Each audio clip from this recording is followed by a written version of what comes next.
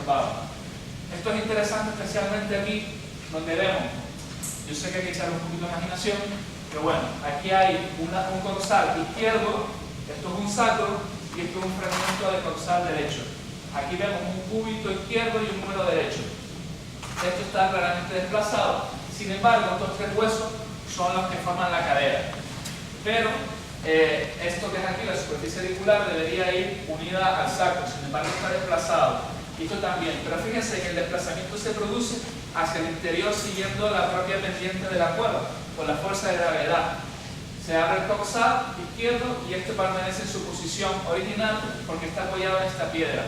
Es decir, cuando se desplazó esta parte aquí, esta región esquelética, la cadera, todavía se conservaban pues, las uniones que unían coxales y sacro. No obstante, pasó el tiempo y esas uniones pues, se fueron separando. Fíjense que el húmero, cuando nosotros lo excavamos, no está unido a otros huesos o el cúbito, porque esas articulaciones sí que desaparecen antes. Sin embargo, esta, como tal, que cuesta, bueno, la sacro y coxales, puede tardar hasta más de un año en desaparecer. Entonces, probablemente cuando se produjo este desplazamiento, todavía el cadáver no se había descompuesto del todo. El individuo 3 y 4 pues apareció en los rellenos alterados de la cueva, así que no podemos decir si había un depósito primario alterado, etc. Sí que podemos hablar de difícil representación esquelética de los 4 individuos y excepto el niño que tiene pocos huesos, el resto de los esqueletos de los 3 individuos que nosotros hemos determinado está más o menos completo. Significa que la cueva seguramente fue el depósito primario de los 4 individuos, lo que por diferentes motivos, procesos deposicionales, pues se fue alterando.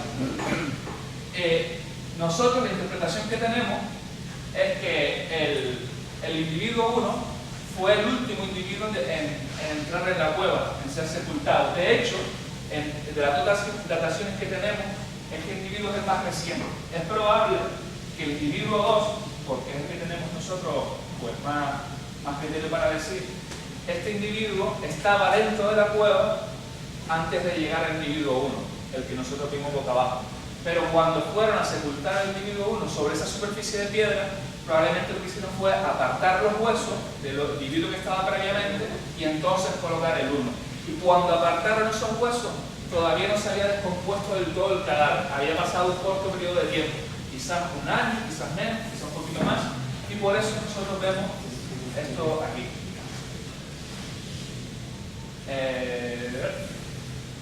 Bueno, la cueva estaba muy afectada por procesos deposicionales, pues los restos están muy fragmentados, muchas fracturas que son frescas, probablemente por la entrada de cabra.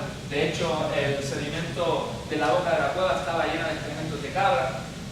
También, de manera muy importante, en la acción de microfauna, había millones y millones de restos de microfauna. Si se fijan, los huesos estaban roídos por esa microfauna. Aquí vemos fotos con lupa, ven las marcas.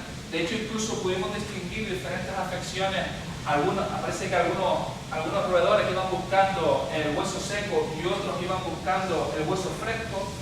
Es probable que ya desde el primer momento estos animales estaban afectando a los restos. Por eso también que tenemos un yacimiento muy mal estado de conservación. Bueno, en cuanto a la edad y el sexo, pues pudimos determinar el sexo de los 2 individuos adultos, que son 2 hombres, de edades, pues uno de 33 por 25, otro de 29, una población bastante alta para la época. Ya de hecho en los documentos históricos se habla de que la población de Fuerteventura era bastante alta, y aquí lo vemos confirmado, bastante elevado con respecto, por ejemplo, a poblaciones europeas del mismo periodo. También pues pudimos observar diferentes patologías. No tenemos suficiente material como para hacer comparaciones, como por ejemplo se han hecho en Gran Canaria, en Tenerife. Recibimos hipoplesis del esmalte dental, que es una interrupción del crecimiento del esmalte durante la infancia. Esto nos está hablando de periodos de estrés, puede ser el destete del niño, también puede ser el periodo de carestía, etc. Vemos la presencia de sarro dental, Aquí también vemos el sarro con enfermedad periodontal. No vimos caries, que es muy interesante. También vimos una importante patología articular, por ejemplo el individuo 2 con artrosis en el codo y en el hombro. En el caso del individuo 1, importante artrosis de vértebras lumbares. Y en este caso, fíjense, también el nódulo de Small, que es una patología que está vinculada a microtraumatismos por la actividad física, por cargar cosas, etc. Fíjense que antes no había, los bajos no tenían animales de desactivar. Bueno, otras patologías. Parece que caminaban mucho.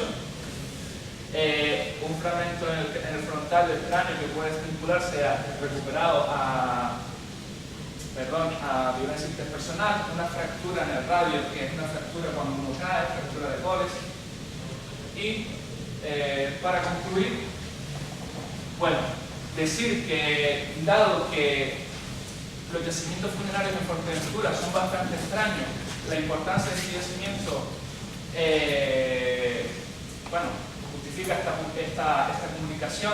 Se encuentra que tenemos muchísimos yacimientos al aire libre, muchísimos poblados, muchos lo hemos visto a lo largo de la jornada, pero sin embargo tenemos un número muy reducido de yacimientos funerarios y una colección de esqueletos muy pequeña. En este caso tenemos una sepultura de carácter colectivo, es decir, que por alguna razón esos individuos tenían un sentido de perpetuarse como comunidad, más allá del mundo de los muertos. Interesante, una cueva funeraria vinculada, porque queremos nosotros al individuo 1. Y una pregunta que surge de esta cueva es y sobre todo de las prácticas funerarias asociadas a los majoreros, si lo que estamos viendo es una práctica común para los antiguos más y simplemente hemos tenido mala fortuna en encontrar esos yacimientos o esos procesos postdeposicionales que hemos visto han afectado de manera muy importante a los yacimientos conocidos y pasado el tiempo iremos encontrando más yacimientos, como por ejemplo el que hablábamos que hablaba Rosa anteriormente, o si lo que estamos viendo son prácticas funerarias solo dirigidas a un segmento particular de la población. Son preguntas que no podemos todavía responder, pero que evidentemente llaman la atención sobre la necesidad de una revisión sobre la arqueología funeraria de Fuerteventura, porque si uno empieza a buscar, igual no son tan pocos los yacimientos que hay. Muchas gracias.